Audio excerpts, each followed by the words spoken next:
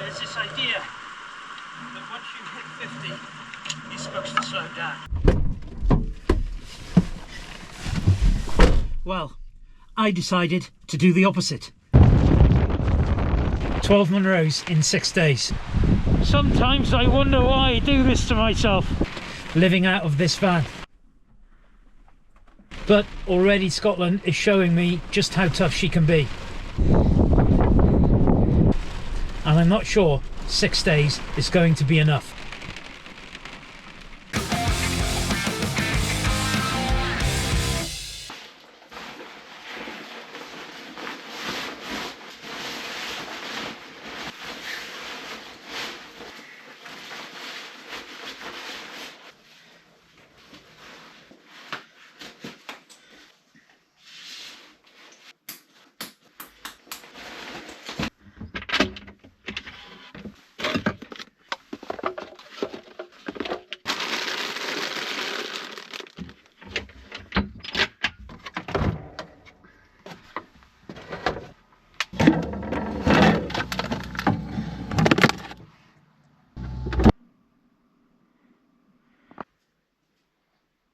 I've already climbed 156 Munros. There are 282 in total. The aim of this adventure is to increase my total whilst challenging myself and my van in the process. I've been mountaineering in Scotland for decades, but now it's time to step up the ante and complete this challenge before I get too old. But in the process, I'm going to show that adventure doesn't stop just because you're over 50. The stakes are high. I've got injuries, the weather's going to be rough, and it's going to be exhausting, but all the more reason to give it a try. So I've got just under 600 miles to drive to the start point.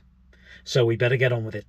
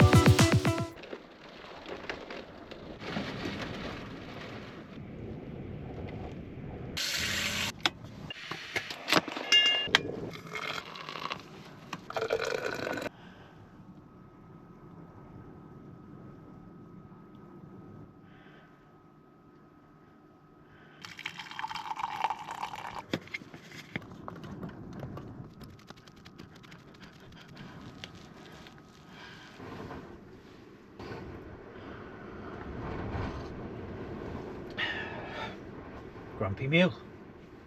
Just in a nice little park up short of the Linard D.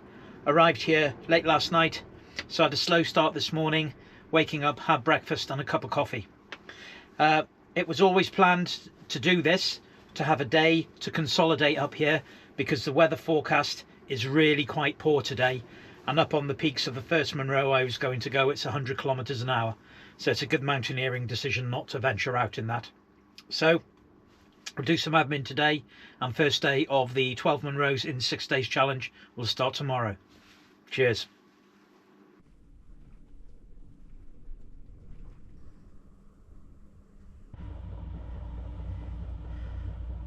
Day one. Time to get this show on the road.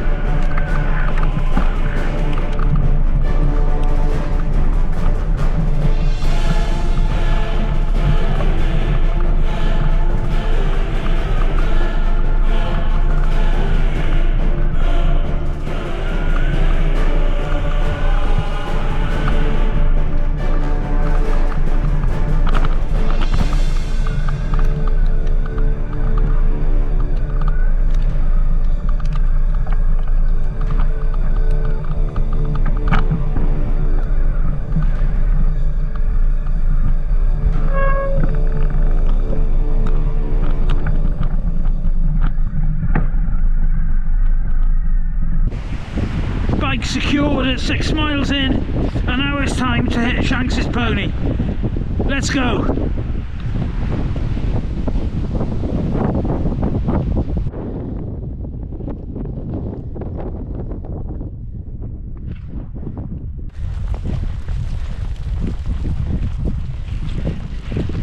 Well, Scotland's certainly showing me how tough it can be. So we're going to give it a crack, but I would hope for the weather to improve a little bit.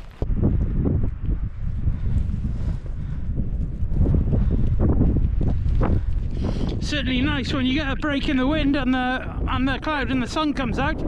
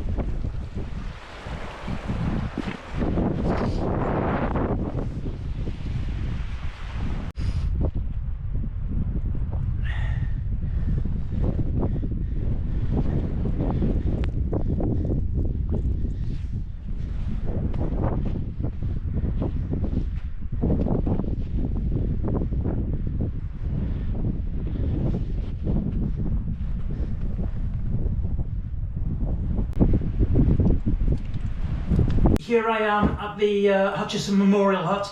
It's been a bit of a slog getting up here. I've got to admit, the snow's pretty deep, up to the knees in places, and in places I've had to break trail. So I'm going to stop here, going to have a bite to eat, replan the energy before having a go at the summit. The wind's pretty howling, it's pretty tough, and sometimes you wonder to yourself when they're doing these challenges, why do you do it to yourself? But let's have a bite to eat, replan the energy as I say, and then we'll give it a go. Okay, so we're all kitted up and ready to go. Let's get after it. Sometimes I wonder why I do this to myself. The weather has just really kicked off, so I'm sheltering behind a big boulder to see if it'll clear.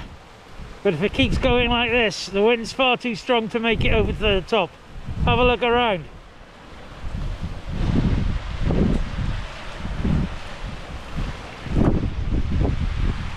It's back down the valley from where we've come from, so we've got to wait for this to clear out a bit. Otherwise, the challenge will have failed on day one. Oh my god!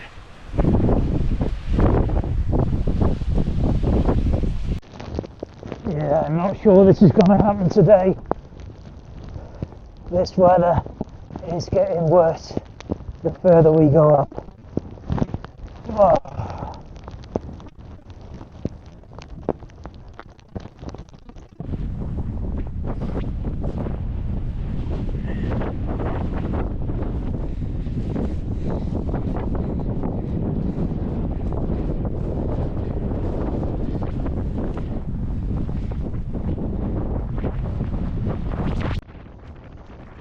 Do you ever get the feeling you're losing a plot? Well, I think I'm going to have to call it. These conditions are getting worse, and I've got about 0.2 of a mile to go up to the attack point yet, so ain't happening today, I'm afraid. That's a big fail on this challenge.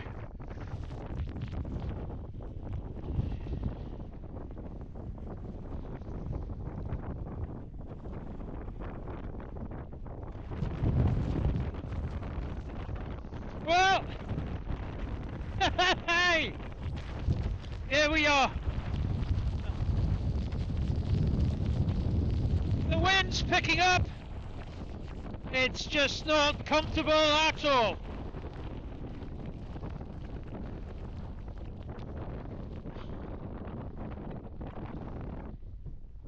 What can I say? Adventure over 50. You've got to be in it to win it. and there's no point not trying. Today we've tried, so give it our best shot, but I think in the interest of safety, let's get back down to the bike.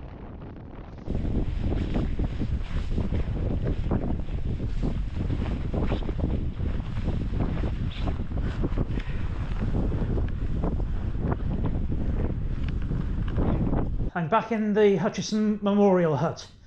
The weather forecast this afternoon said that the conditions were going to be improving. In particular, the wind speed was going to be dropping. But I saw no sign of that on my ascent, and as a matter of fact, I was forced to take a knee a couple of times. So I decided to call this one on the grounds of safety. So it's really important when you're in the middle of the Cairngorms and when you're solo mountaineering to know when to call it. I've been on top of some mountains in some pretty gnarly conditions, and that ascent was up there with those, so it just wasn't worth it. So what we're going to do now is just sort ourselves out, get a little bit drier, and then head off back to the bike and get back to the van in due course. But calling it on the grounds of safety is a good decision. Yes, it's a fail, wasn't able to get the Munro, but we're going to live to fight another day.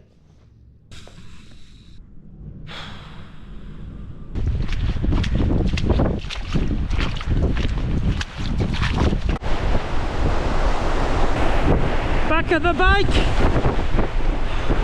the wind is still not abating.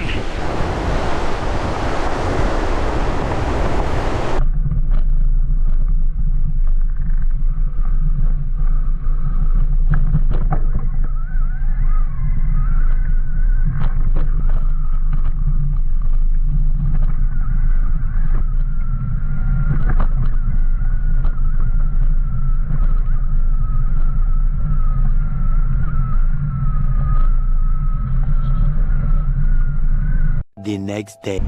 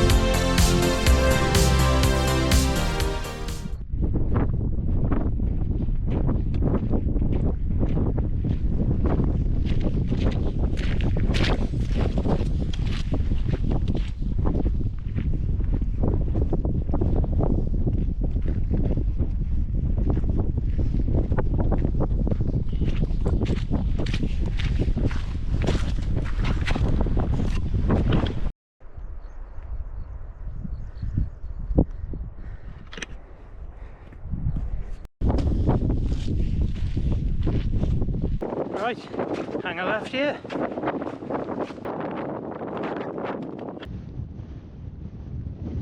Well, we made it, folks, although I have to admit it's not the type of weather to be hanging around. It was a pretty hard slog getting here, and it's, you know, the same distance to get back to the cairn to head for the way down. Given the strength of the wind up here today, I don't think there's really any point in going for the Mulla Clacker Blair, because that's just going to be a real tough slog. So what I'm going to do is find somewhere a little bit sheltered, have something to eat, and then head back to the van. I just haven't timed it right for this challenge, so it's good to come up and get a Munro, but I think you can see it's not great, so it's probably time to head back. Let's go.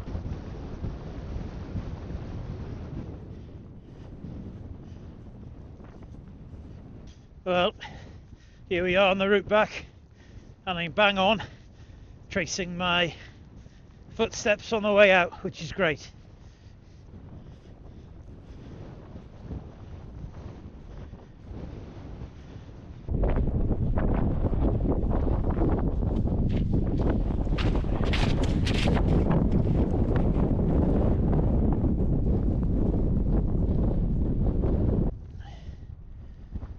So don't know if you can see here, but this is a really open plateau that we've been on. There's been nowhere to consolidate, nowhere to take a respite, have something to eat and restock the energy. So I've just been battering on along and starting to feel the effects now with lacking of energy. So hoping to make this cairn quite soon, and then we can start to lose some elevation, get out of this wind, which is absolutely cutting. Anyway, let's crack on. Just dropping below the snow line, and then you can see in the distance some beautiful views, but you can see the cloud bases just around the summits of most, which puts it around about 900 meters, I'd imagine. But anyway, we're dropping down now out of the wind. We'll get further down and have a bite to eat. Awesome.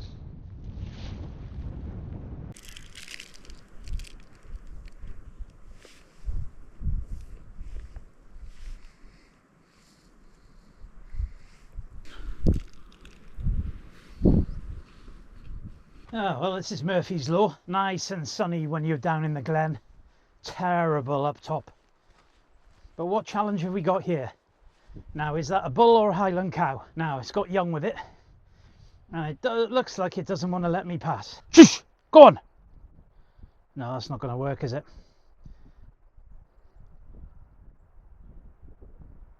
Let's see if I can go round it.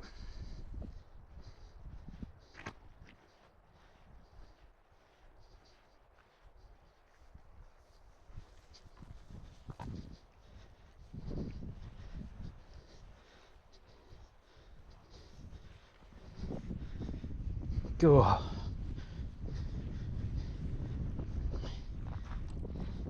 He was like, "This is my path, you shall not pass." You shall not pass!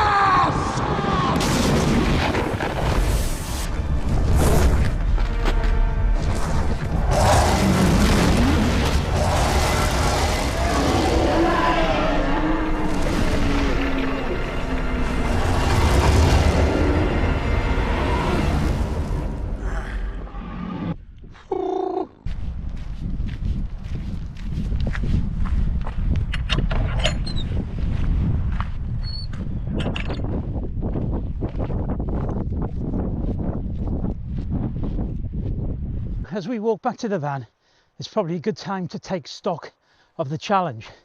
12 Munros in 6 days. Am I too old? Well, no, I'm not too old. And I think I've shown that you can get out in the hills, whatever your age. And that adventure doesn't have to stop just because you're over 50. However, Scotland has shown that she can be a hard mistress. The weather conditions have been absolutely abysmal. And so it's for that reason that I'm not going to be able to complete this challenge. The weather forecast tomorrow is mixed, and thereafter it piles in even further. So I'm just going to have to come back at some other time and repeat this challenge. But I wanted to put this video out, because a lot of people will just put all the positives. But quite often your adventures aren't successful first time round, and you have to come back for a second bite of the cherry. Now that's what we're going to do with this. So I've achieved 1 Munro on this trip. Due to the weather, takes me up to 157, and we're going to get back to the van, have a day or so chilling out and admin, and then head back down south. But this adventure will be continued.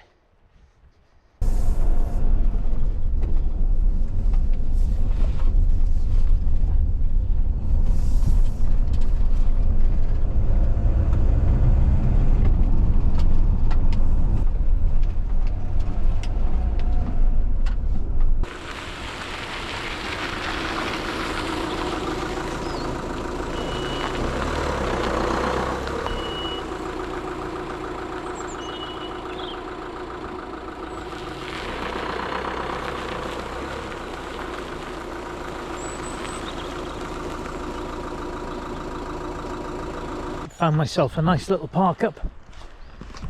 in a place called Ferry Bridge. You can see Griffin parked up in there. See some details, the Feshy River Trail, some nice walks around here, and some wildlife. That's all good. But I'm just going to go and check out the parking details now. I believe it's £10 to stay here the night. Here's the state of the van after living in it the last couple of days to do this challenge. Am I too old for this? No, I don't think so. The only thing that annoys me about this setup is having the bike in here, which I have to do because I don't want it to get nicked, obviously, and have to investigate the system so I can stow it on the back of the vehicle. And the only other thing that bothers me is not being able to get to the boot section because my fridge is down here. If this weren't here, I could be able to access the boot from the inside. That would be quite nice. I've checked the weather forecasts, Mountain Weather Information Service, Meteo Blue and Mountain Forecasts, and all say the same. Heavy winds approaching, up to gale force gusts, and lots of snow. So that's it for me. A night in the van, chilling out, and then an early start down south tomorrow. End of challenge. But it's not over, I'll be back. Stay tuned.